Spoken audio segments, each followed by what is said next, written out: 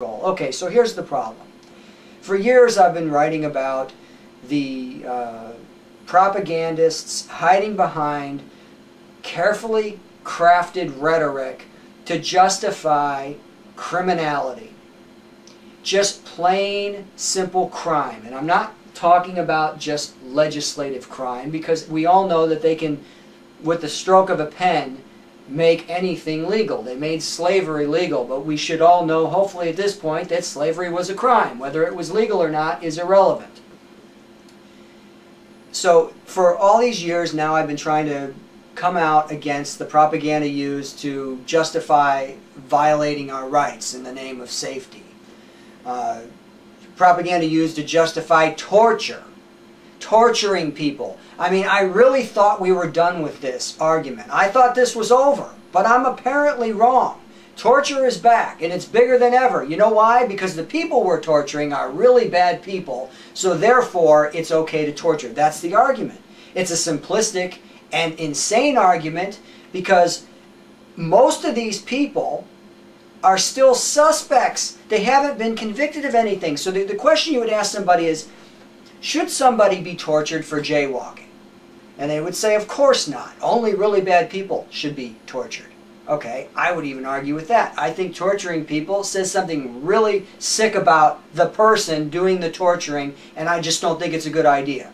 But never mind that. Let's just go with the statement that no, only really bad people should be tortured. Fine, if a person shouldn't be tortured for jaywalking, they certainly shouldn't be tortured for doing nothing. Alright? So this is what the problem is with torture. If you support torturing people, you support torturing innocent people, because that is what's going to happen, and that is what has already happened. That you don't understand it's bad to torture, okay, fine, I don't get that. Alright? There's just something that I'm never going to get.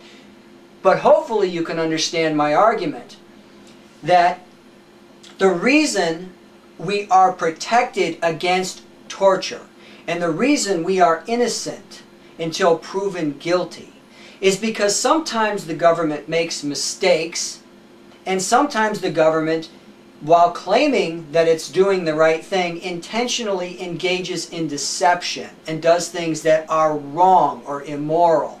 So for instance, you don't need evidence to convict people if you can simply torture them until they confess.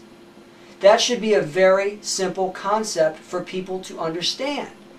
That's why you're not allowed to torture anybody. If you want to support torture, fine. Support torturing people who have already been convicted of a crime, not people who just so happen to be in the wrong country at the wrong time and were sold to the government by Afghan warlords for $5,000 apiece for every one that they rounded up, and then considered to be terrorists and tortured for that. And we already know that this has happened, and this is what was happening. If you provide a financial incentive to criminals in a foreign country to round up terrorists, you're going to get a bunch of goat herders that are worth a lot of money to them, those people cooperating with the government. Alright, so anyway, that's just, I'm ranting at this point. So let me just go back to what the point of all this is about. What's got me worried is, at this point, they're going from where they used to be at least a little bit humble about their deception, to openly announcing their deception and openly praising torture and openly praising going in and killing civilians.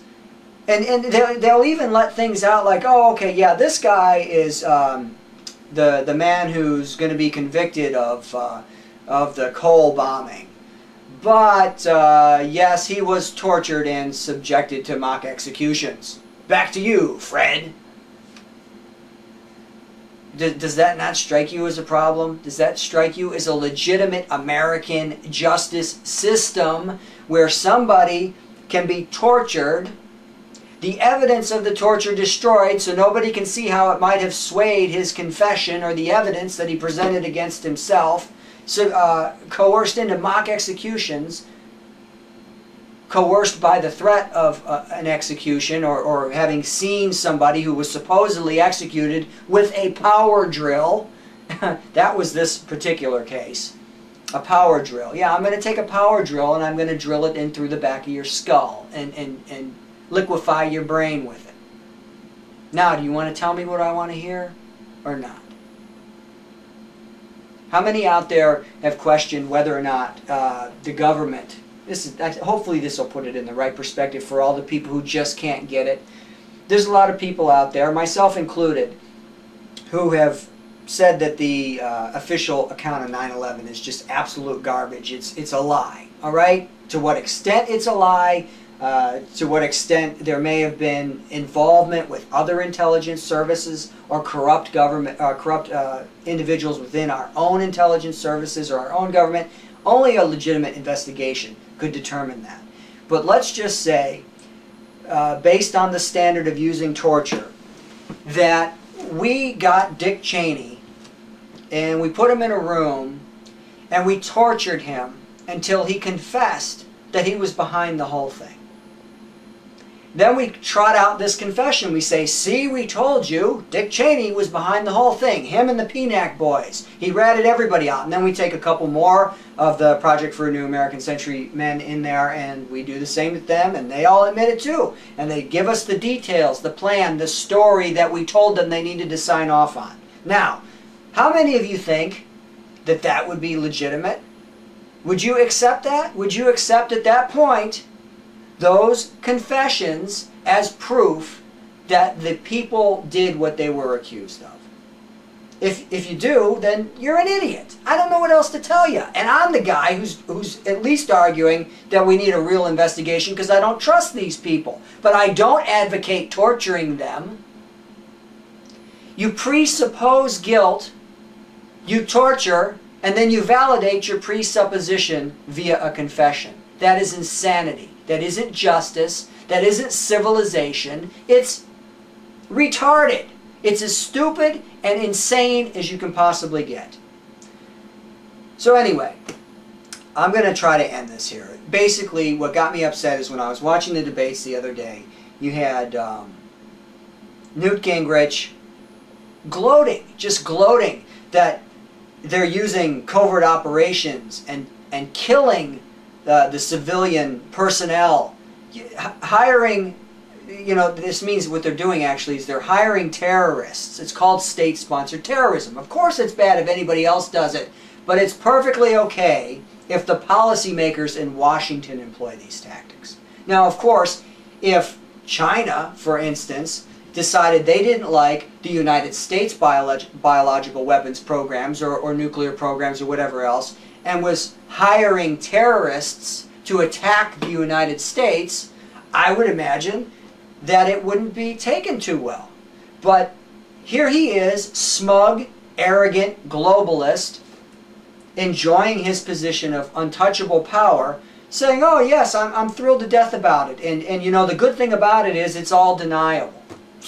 So just, again, the deceit, the immorality of it, the inherent criminality of it, where they're just deceptive liars. And you had Santorum basically saying the same thing. Thrilled to death that they're killing people. Yeah, I'm really happy that they're killing people. It's good. That's the way it should be. That's what it means to be a superpower, I guess. It means you go into other countries, whether they're a legitimate threat to you in any way, shape, or form or not, and you overthrow their governments. That's what you do. That's what we did, you know. It isn't about democracy. They used to tell you that lie. They used to say, yeah, it's about supporting freedom and democracy. Well, of course, Mohammad Mossadegh was democratically elected and Western educated, but he unfortunately got in the way of the big oil companies, and he was overthrown so that the Shah could be put in power, propped up, and brutalize Iranians from the 1953 ousting through 1979, when Washington again decided to throw him out the door and then install more people. It's all a game, and it's all pretty frustrating. So I don't know really what I've accomplished by going on this rant. I hope in some way that we can make people understand what is going on in the world and why it's insane to continue electing people who believe in torture, who believe in wars of aggression, who believe that they are above the moral and legislative laws that all of the rest of us are expected to abide by. There's only one candidate for president who doesn't support the never-ending wars, who is against the Patriot Act, which is directed at us, who was against the bailouts and the monetary system that enables this horrible wreck of a fiasco which has been taking place ever since the creation of the Federal Reserve, this gradual, incremental destruction of everything that this country was ever supposed to be. He would actually address that. What else? What else is Ron Paul adamantly against that is anti-American? I mean, all of it. The IRS, the giving billions and billions of dollars to dictators. You know, foreign aid. Sorry, it's foreign aid. We gotta call it foreign aid. I'm just trying. I'm just trying. That's all. I'm trying. I don't know what else to say. I don't know what else to do except to get in front of a video camera and rant and hope that people are going to start to wake up to what's going on in the world. The accused mastermind of the bombing of the USS Cole is finally facing justice at Guantanamo Bay. It's the first death penalty case at Gitmo military commissions under President Obama. Legal experts say some of the evidence is tainted by torture, and they say that makes this an important test case for the trial of the 9/11 suspects. Critics say that this case is too tainted for the death penalty. Abd al-Nashiri, the suspect, was one of 3 high-value detainees to be waterboarded by the CIA.